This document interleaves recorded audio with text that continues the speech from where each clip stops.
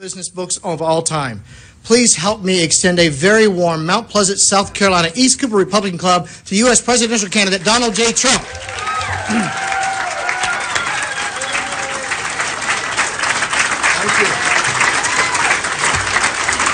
Thank you, everybody. Wow, how are you?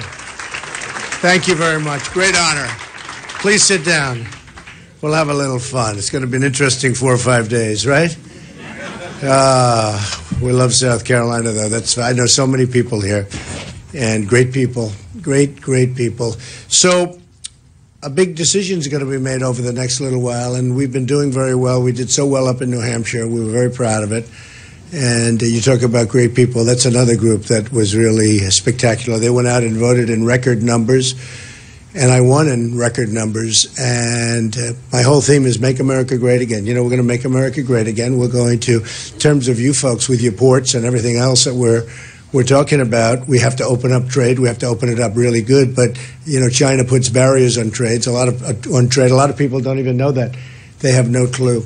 One of the things that, and we'll talk about that, we're going to do a few questions later on at the end, toward the end, so you can ask some questions about that. But one of the things I thought I'd tell you is my little foray into politics, because as you know, I'm self-funding. I'm not taking any money from anybody, and other than the small little donations, which don't amount to a lot. But I've turned down many millions of dollars, and I feel guilty, frankly, doing it. You know, I see all these young people, and I don't want to tell you to do that in your lives. Don't do that. But at a certain point, you're able to do it, and therefore people, they can't tell you what to do. They can't say, vote against the electric bill, vote against this bill, vote for a lumber bill, vote for whatever it may be.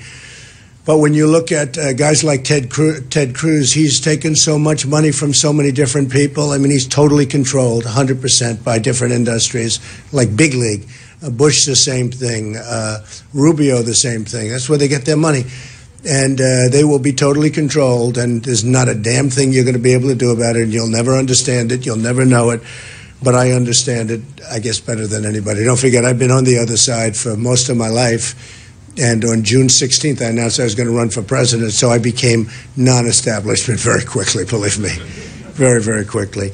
But I thought I'd tell you a few things, because I've been in a business where, it's pretty sharp. You meet sharp people. I don't mean sharp like sharp, although they're that also.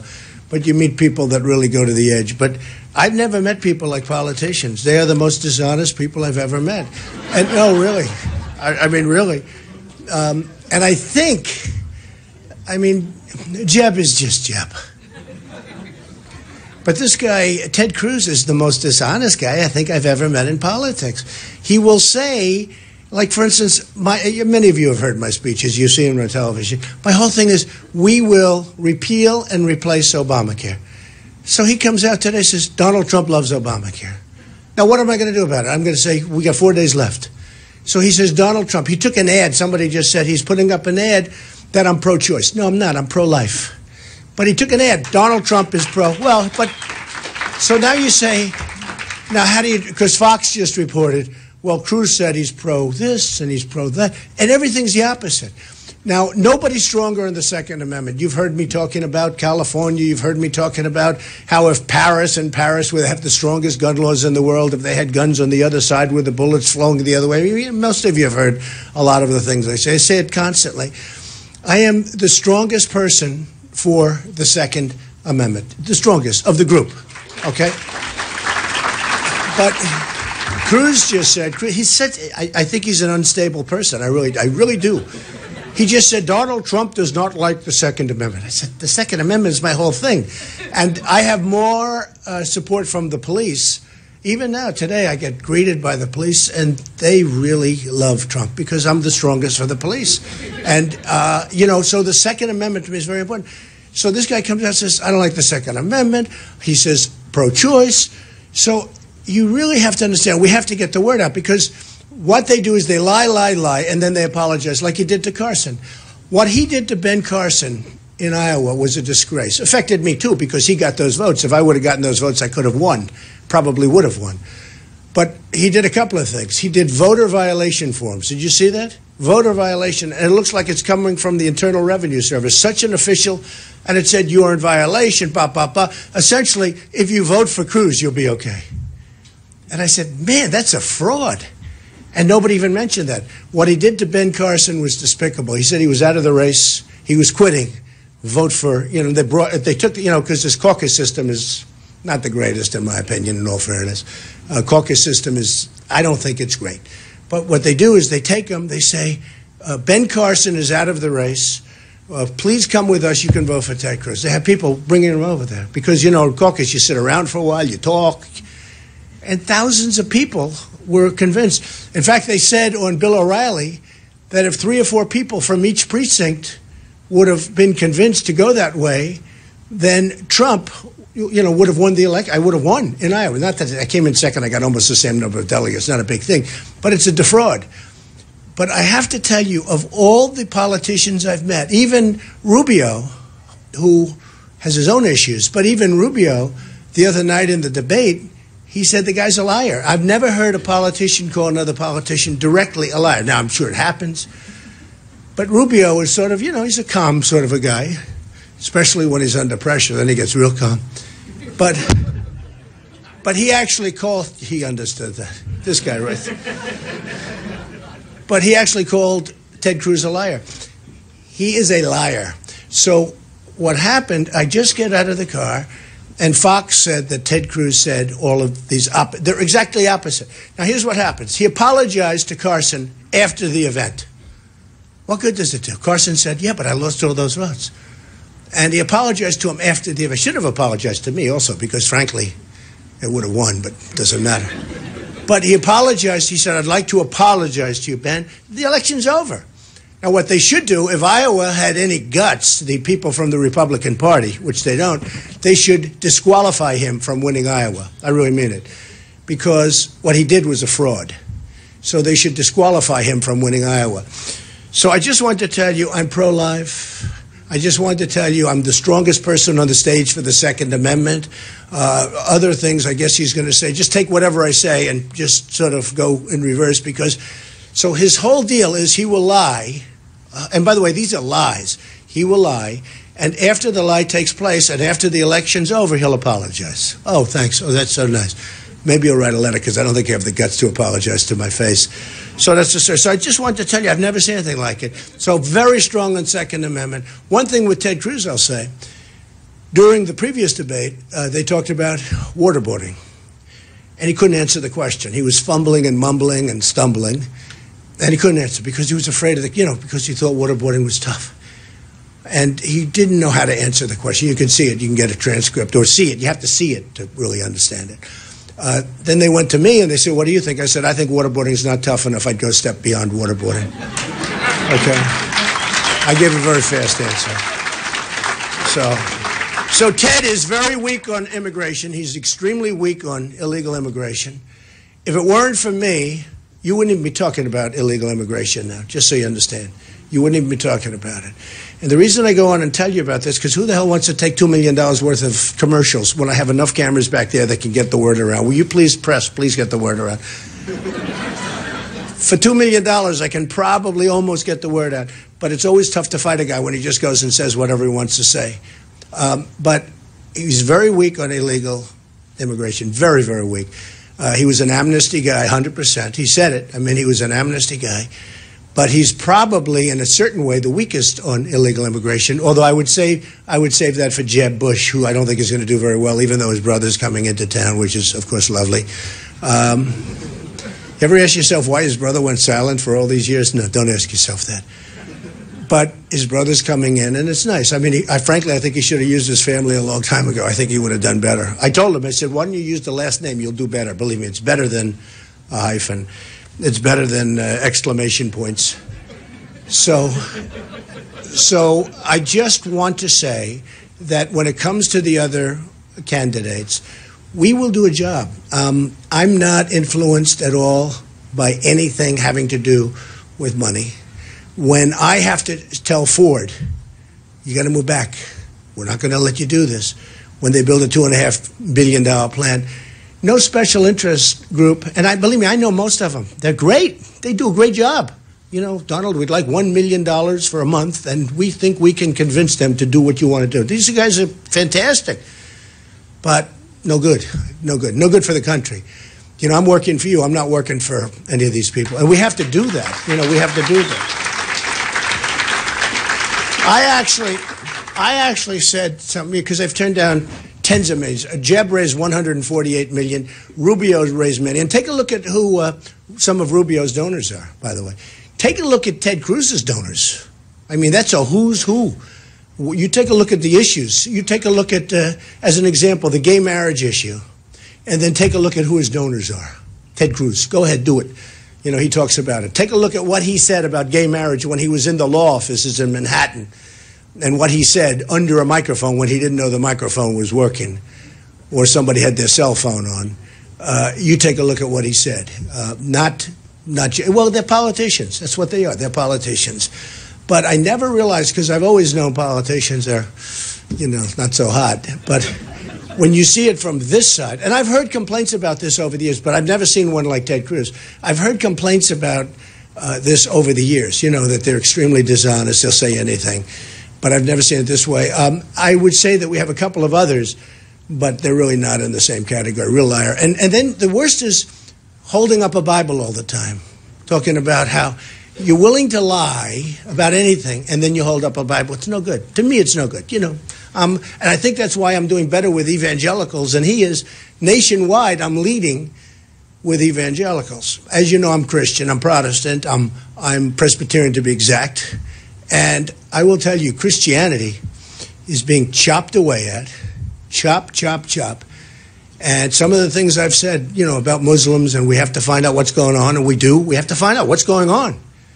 The hatred, the level of hatred is incredible. And we have to do that. If I said it about Christians, probably there'd be no problem. People would say, because for some reason, and I think I know the reason, because they basically took they're willing to take your tax exemption and tax status away from you if you talk. That happened during Lyndon Johnson's reign. And I would put that back so fast, because I have so many great friends. Jerry Falwell Jr. is a friend of mine, and he's a great guy, and he endorsed me. And I said to him, Jerry, he's Liberty University. He's an amazing guy. In fact, I think he's coming here to campaign for me. But an amazing guy. Liberty University is incredible. And I said to him, what do you think it is? And I said to a lot of them, I have so many ministers that are endorsing me, and so many friends and pastors. And they're all afraid to get too involved because they don't want to lose their tax exemption. I said, then you really have, although these people love me so much, they don't care. I mean, they're at a point where they just want to have this happen. But it really is it's a very serious problem, because they're so afraid to talk. I'm saying, if you think about it, you have the most powerful lobby of the biggest lobby in the United States, bigger than women, bigger than men, right? Because like 250 million Christians, okay? So that's more than we have in women, more than we have in men. But they're afraid to talk, because if they talk, their tax exemption is going to be taken away, which would be devastating. They have to close up their church. I mean, it would be devastating, right? So they're afraid. Now, some do it anyway, and all the ones with me do it. They're at a point where they don't care. But we're going to get rid of that. I don't know. That was put in to knock down, and I don't think anybody, I'll bet you nobody has even brought that up. But I see it, because that's what I do. I see things. As a business person, I see things. And I see that the power, and I said to a number of them, I said to Franklin Graham, who's a great guy, by the way, I said to Jerry, I said to many of them, I said, you have the most people, but you have the least effective lobby. And that's when I started finding out what's going on, because these are very strong people. These are great speakers. These are great inspirational people, and they're afraid to get involved politically. I said, so that would mean that if you're Christian, you're a pastor, you have less power than anybody that you see right off the street. That's pretty bad, because, you have to protect your religion, because you look at whether it's Muslims or other religions, I mean, they're being protected, very protected. I mean, what they're doing is forget it. So I think it's very important from the Christian standpoint that we knock out that tax-exempt horror show that has taken a lot of their power away. And we have to give the power back to Christianity. That's a good thing, not a bad thing. And we are going to do that. That's going to be one of the things. We're going to say two things. We're going to say Merry Christmas at Christmas, and it's going to be up, because you can't say it anymore. You can't say it. And the other thing, we're going to work on getting rid of that, and I think we're going to be able to do that easily. I mean, with the power, I'll get, that one's one I get, that's so easy to get. Think of it. I go to the other politicians in Congress. I say, folks, we got 250 million people. They're all voting against if you don't do it. We'll get that done. But I think it's very important. So with the Cruz thing, I just wanted to tell you, he's a really bad liar, and it's something I hope you are going to watch out for. And I hope I can get the word out in the press, because if you do, I save about $2 million in advertisements, okay? I don't want to do a follow. Actually, his ad, I don't want to do follow-up ads for $2 million. Actually, his ad, don't forget, I'm putting up my own money, right? So when they put up money, it's not their money. They don't care. They don't care. They have, funds like 150 million, 143 million. Hillary Clinton has like 100 and some odd million. They just put up money like it's water. With me, it doesn't matter, except I'm still psychologically, I like to watch my costs. Does that make sense, right? Yeah, it's sort of important to me. That's, the sign of a businessman. And I'll give you an example of something that I found recently that is amazing. And also relating to candidates, the drug companies.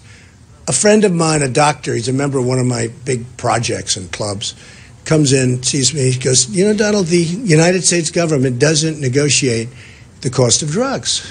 I said, what are you talking about? He said, they don't negotiate. They pay the same as almost as if you buy it right off the pharmacy counter. These are prescription drugs and other drugs that make you better. Okay, these are drugs that make you better as opposed to drugs like Mexico sends in all the time, right? So he said, they don't negotiate. I said, you must be kidding. So I checked it, and about 10 minutes later I said, yeah, it's amazing. They don't negotiate. They don't have to negotiate. There's some kind of a prohibition, and they don't negotiate. If we negotiated, this country would save $300 billion a year. Think of it. Now think of it. Now, when Cruz and when all these guys are supported by the drug industry, there's no way you're ever going to, if they get in, there's zero chance they're going to change it. If I get in, this is just common sense, because many of you are business people. A lot of you are so young where you will be business people. Good ones, I think. That's why they're here. They have the natural gene. I can see that. But think of it. So you go and you try and negotiate, and Woody Johnson of Johnson & Johnson, who, by the way, happens to be the chairman of Jeb Bush's campaign, his fundraising, but you're going to say, Woody, we're going to put the drugs out to bid? Not going to happen. And I don't even blame Jeb for that. I mean, it just doesn't happen. Psychologically, you can't do that. With me, doesn't matter. With me, I'm going to do the right thing. There are so many things like that. I'll tell you, we have that in the military, too. In the military, we buy equipment that we don't want because some of the suppliers are politically astute and connected, and some that make better equipment aren't. And I see it all the time where generals have accepted an order of planes, but they really wanted another one. It's not going to happen anymore. The other one's better, and it's less expensive. A couple of minor details, like it's better and it's less expensive. Other than that, it's wonderful. But I see it. I've been seeing that for years, where they buy equipment that they really don't want. It's politics. And I said to my friend, the doctor, he said, how is that possible? I said, that's easy. All these guys, all these people that I'm running against, every one of them has big funds, everyone, and all of the funds. And you saw it the other night during the debate. I did well in the debate. A lot of people said I won that debate. But when I walked in, it was like my wife was clapping, my kids were clapping. But the whole room was made up of special interests and donors, which is a disgrace from the RNC. The RNC better get its act together. Because, I signed a pledge, but the pledge isn't being honored by them. I signed a pledge. The pledge isn't being honored by the RNC because those tickets were all special interest people. And I know them. I'm looking in the audience. Some of them are friends of mine, and yet they're booing me because they're having fun. The guy's booing me, and he's laughing, and he's waving, and he's going, boo, boo, and he's waving at me. I'm saying, this is crazy. But I know many of those people, lobbyists and special interests. And take a look. I mean, that was a wealthy room. Now, it started with young kids in the college case, the one previous, because it was the same thing, although the last one was even worse. But what happened is some of the college kids sold their tickets to the special interests for good money. They made a couple of bucks. I don't blame them.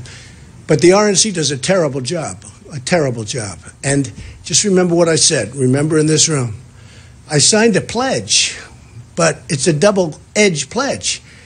And as far as I'm concerned, they're in default of their pledge.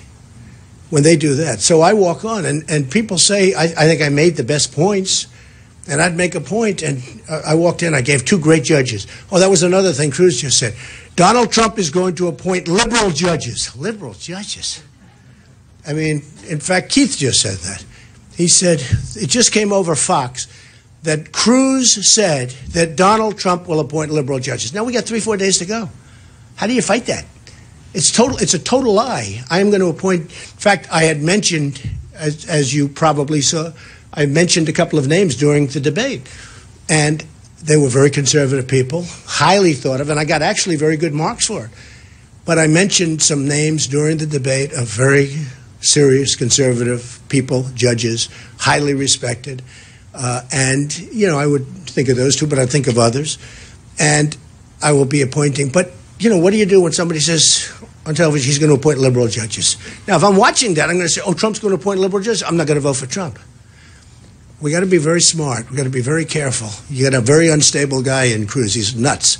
And frankly, I don't want to get an apology on Sunday that, oh, I didn't know this. You know, I didn't know that he didn't know. So anyway, so you have to be very careful. Now, trade for you folks is so vital. China is ripping us off like nobody has ever seen. They are charging tax when we send. We have these politicians that are babies. They have no idea. Or, again, you know, China has lobbyists too. Everyone has lobbyists with us because we're like the big people with the dumb leadership with a lot of money. We're like the pot of cash. We rebuilt China. You ever go to China? The bridges they built, the incredible roadways they have, the trains they have that go 350 miles an hour.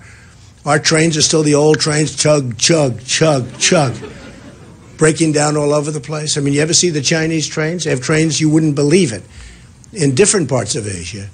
But we can't keep going on like this because our politicians are killing us. So on June 16th, I made a decision. I said, I'm going to run. I was with my wife. I said, let's go. Well, you know, we had that famous escalator ride down with Melania, and I said, come on. And I took a deep breath because it's not easy to do that. You know, it takes guts to run for president. Let me tell you. I've always heard that if you're a very successful person, it takes a lot of guts. I mean, it's something you just don't do. I've always heard you just don't do it. And I can see it because these politicians are such liars. I mean, they just say whatever they want to say. I can see it. Now I see it, really see it.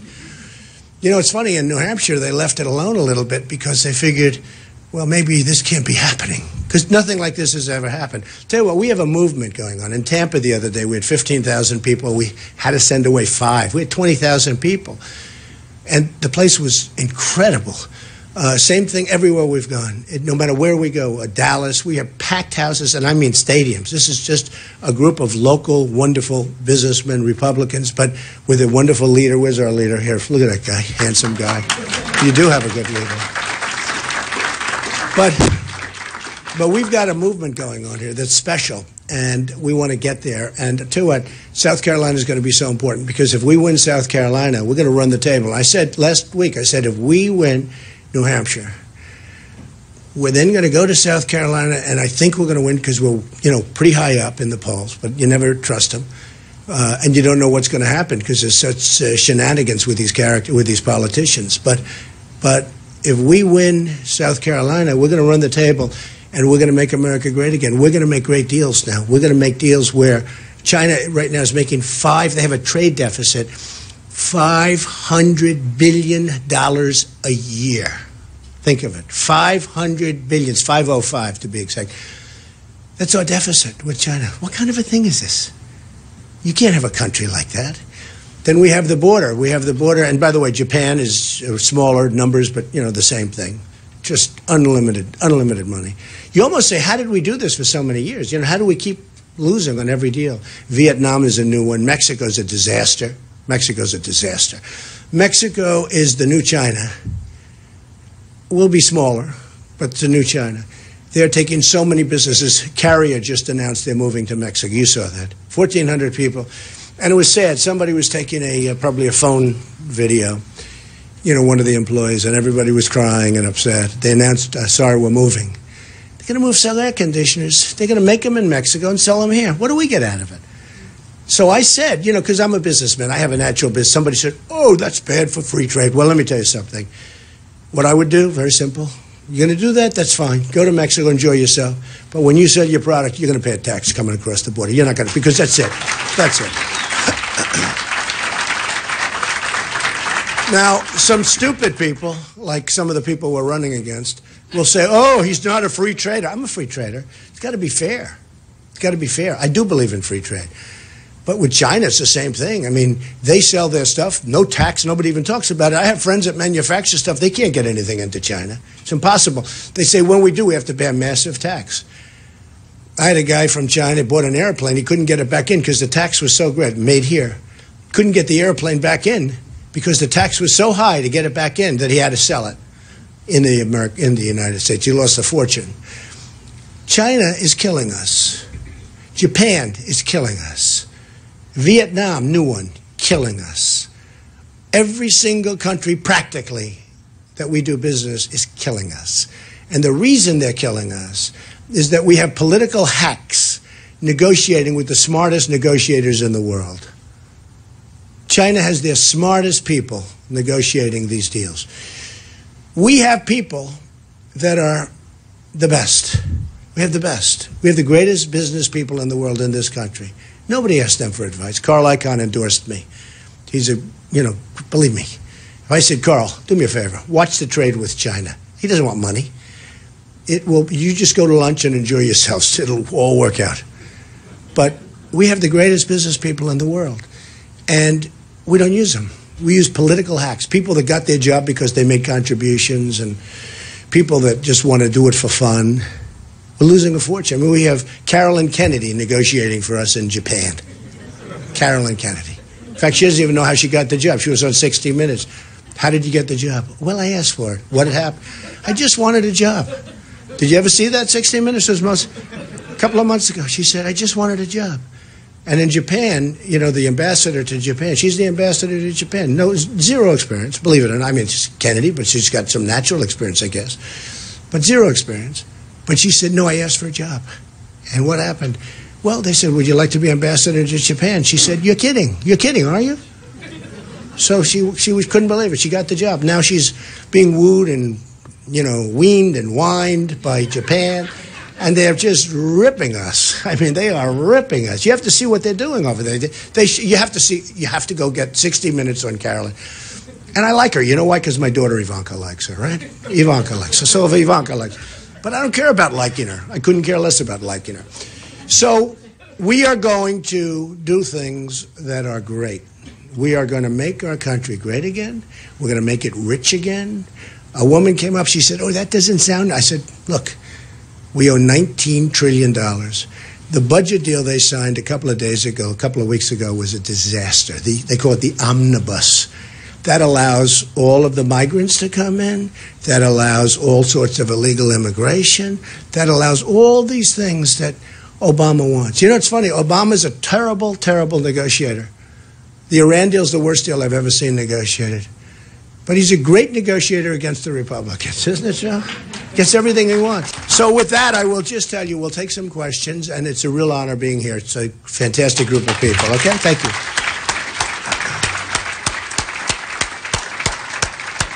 Thank you all so very much. If you would remain seated, and we're going to just do our normal Q&A as we do every month. And please make sure it's a question, not a statement or speech. We will cut you off. So look forward to questions only, please. Thank you. We'll start to our left.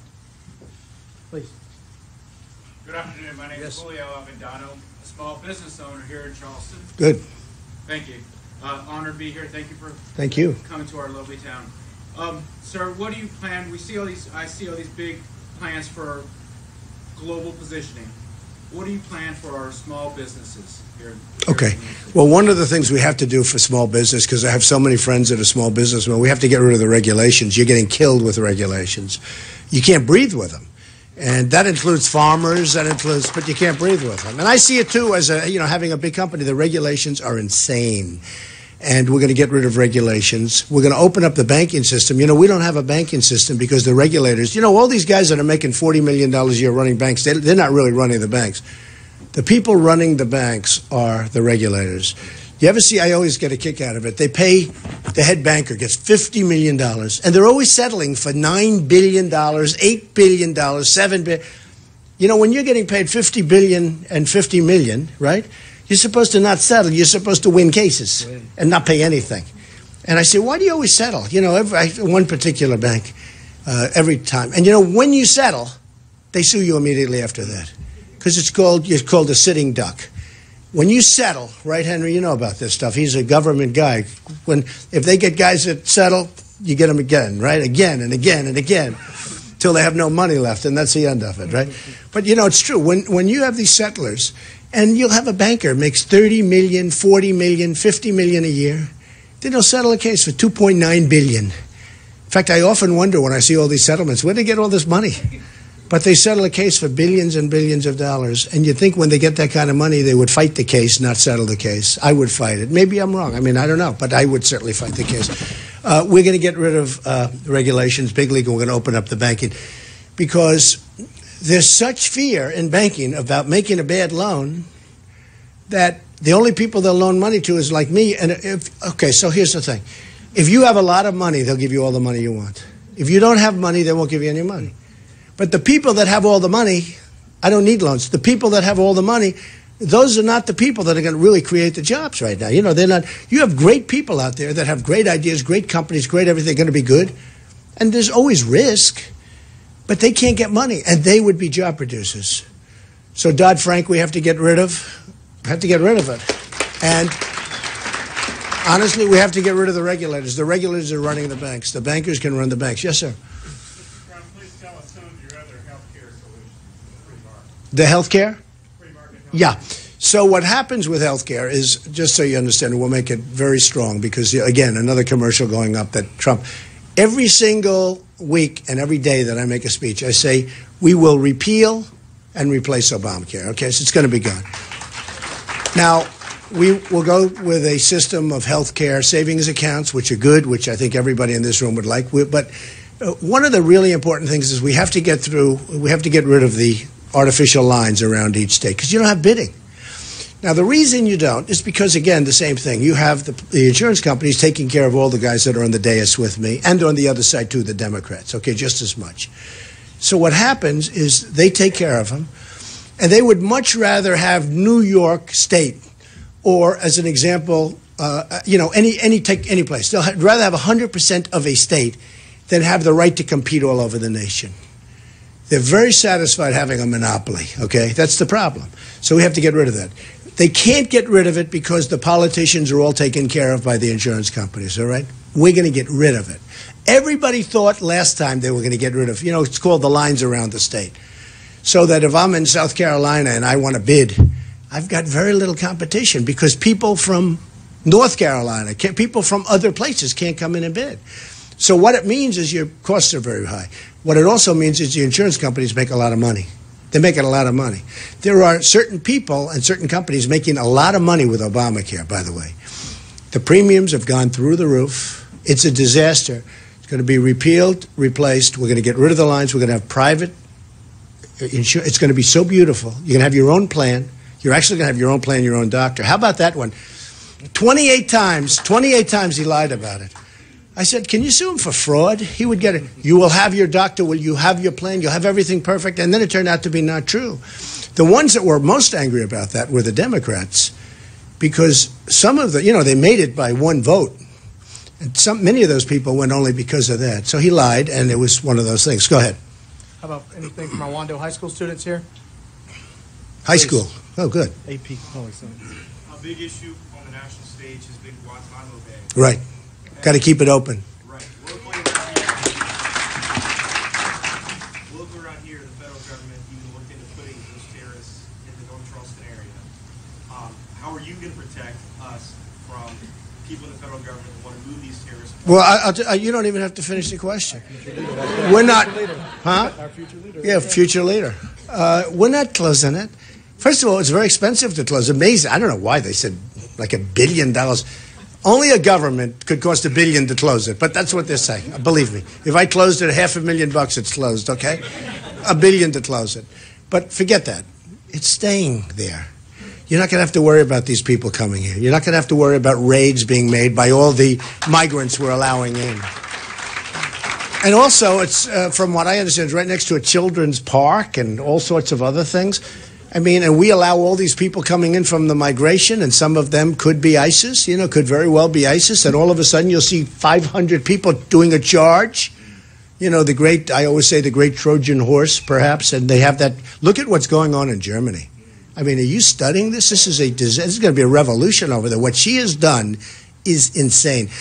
And look, we all have a heart. You build in Syria a safe zone. I would build it, and I'd get the Gulf states to pay for it. They're not putting up anything. I don't want to use my money. OPM. So anyway, I wouldn't allow. Speaking of that, your Governor Haley, good person, and I know she said she can't stop it. You have the migration. You have people coming into South Carolina here, pretty big league. Believe me, she can stop it. She's the governor of the state, and she can stop it, and she should stop it. Okay? Okay, go ahead. All they say, oh, we can't stop it. You're the governor of a state. You can do plenty. Okay, go ahead.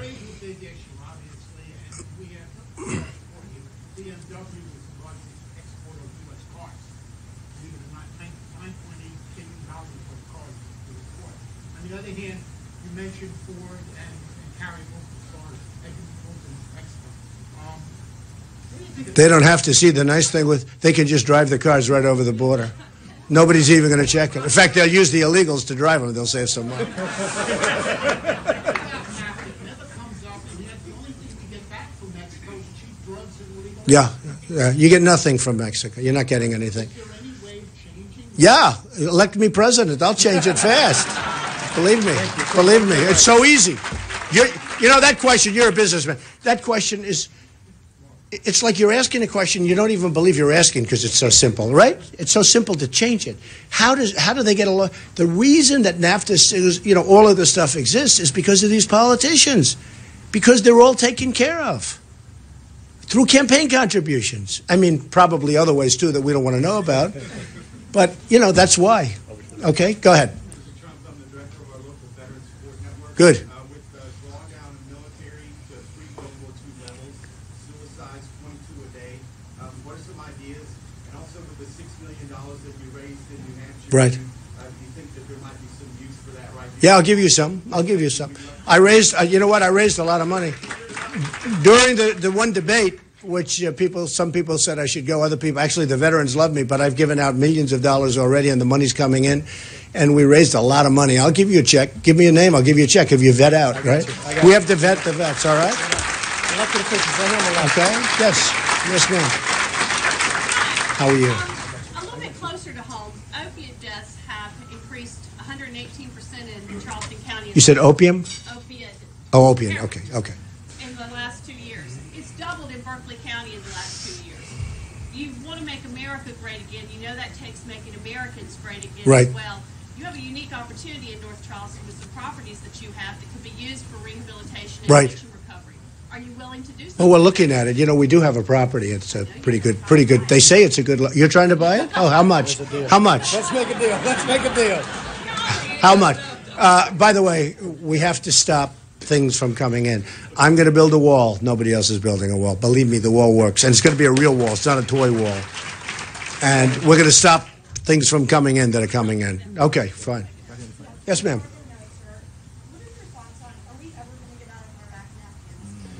That's such a great question. We fight wars not to win anymore. We fight these wars. Iraq, we should have never been there. I was against it from the beginning. I'm a very military person. I always say I'm the most militaristic person. I am. And I'm going to build the military stronger, better, bigger. We're going to have a great military. It's the cheapest thing we can do, by the way. I hate to say it. But we should have never been in Iraq. We've destabilized the Middle East. We now have a problem because we've started this wave and the way Obama got out was a disaster. We shouldn't have been in. He shouldn't have gotten out that way. Specific date, not leaving anybody. We are going to get out, but we have to knock the hell out of ISIS. We have to. We have no choice. Boom. Okay? With me, it's going to happen fast. Yes, sir. In my opinion, the single worst thing that's ever happened in this country next to Obama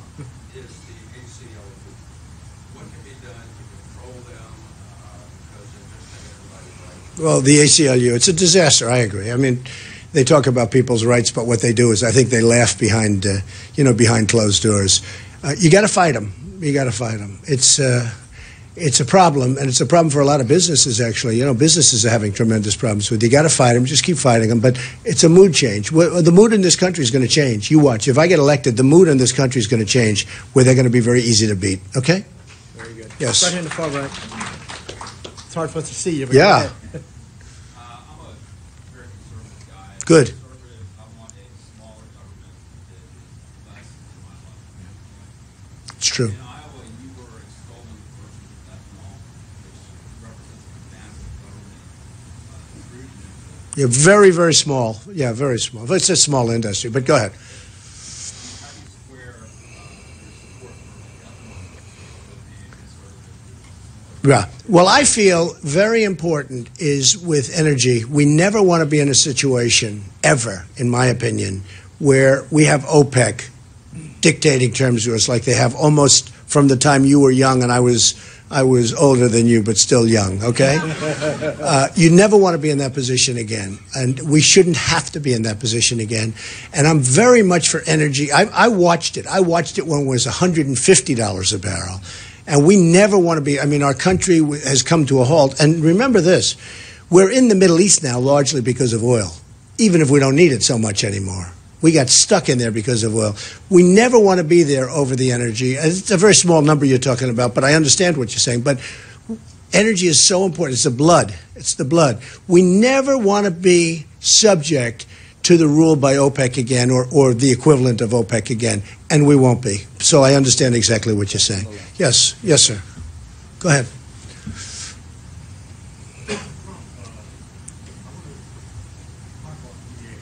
The VA, yeah.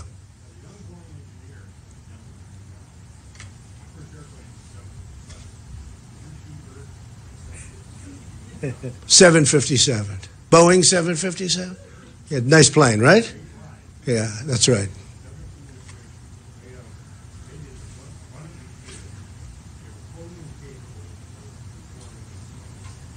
I can't really hear you. Can you talk a little?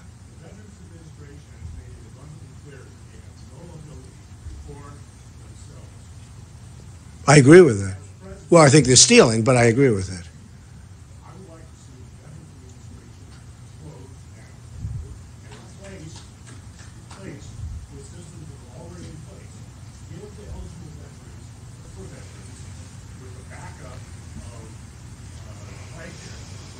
Let's get to a question. You saw my solution is very similar to that. Yeah. Yeah, we have a very big policy solution. Yeah. Right. And then the next thing is, whoever your attorney general is, I nominate Ray Donovan. Instruct him to start a criminal investigation against the DA, keeping in mind Wrap it up. that there is no statute of limitations on homicide. One fraud. Okay, I get it. And if you look at the VA in Phoenix, Arizona, it's one of the most corrupt enterprises you'll ever see. There's tremendous waste, fraud, and abuse in the VA, number one. But if you look at my plan, we're in the same neighborhood, let me tell you. We're going to take care of our veterans. The veterans have given me tremendous support. Even the fact that I raised all this money for them, the veterans are giving me tremendous support. We are going to take care of our veterans. That's very important in my plan. All right, we'll do one or two more. One more. One more question right here.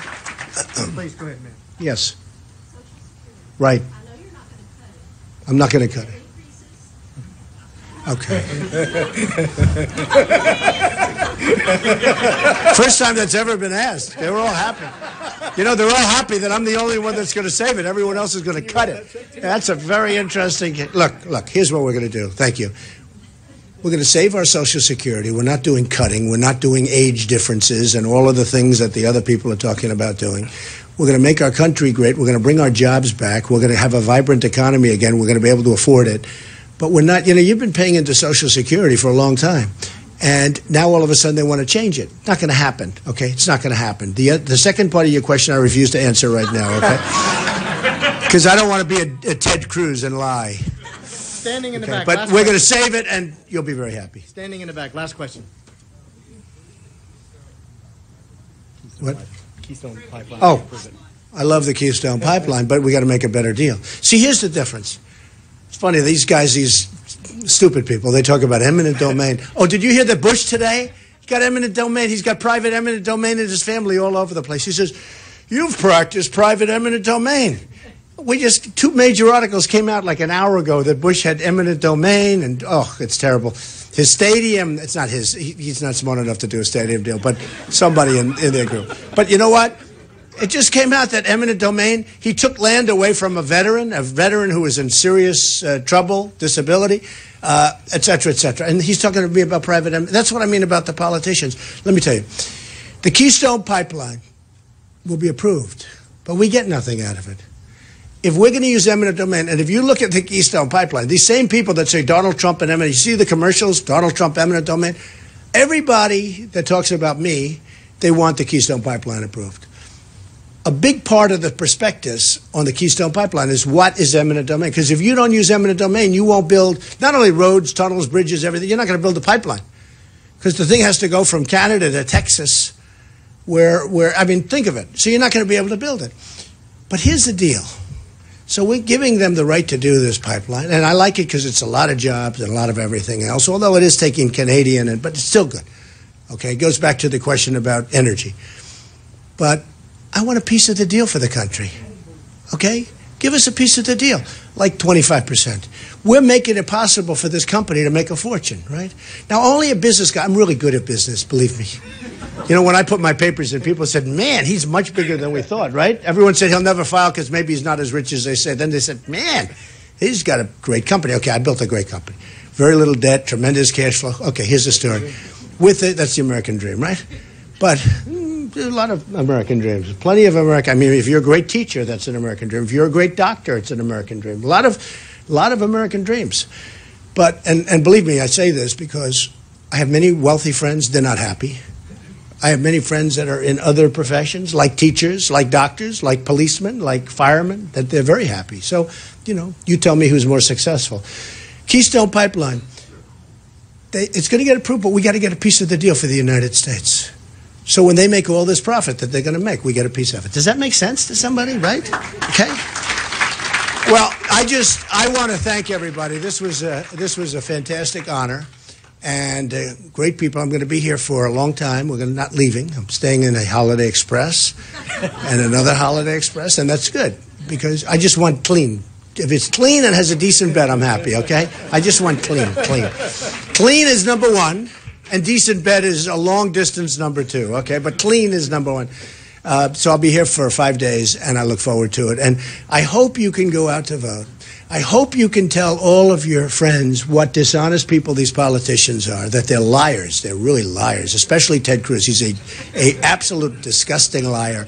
And remember this, because I don't want to have an apology from some third-rate politician who got lucky to get elected in the first place saying, gee, on Sunday, right, on Sunday morning, Don, I'm sorry I misrepresented. I didn't know. Oh, you didn't know, you know, like you did with Ben Carson.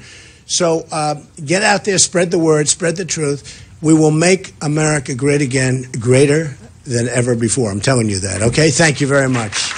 Thank you, folks. Thank you.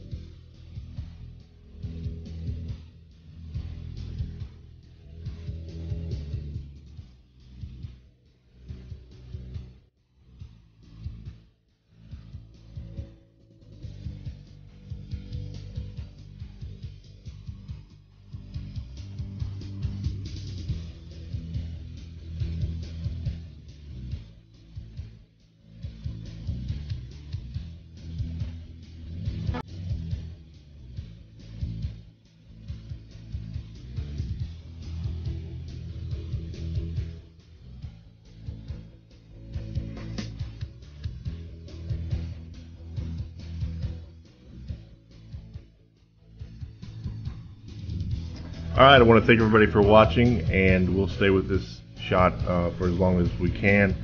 And remind everybody at 2:30 p.m. Eastern Time, Donald Trump will hold a press conference in Charleston, and then we will also be broadcasting the rally tonight from Greenville at 7 o'clock Eastern Time. So 2 more events on the schedule today. And thanks for watching. We'll see you back here in a little bit.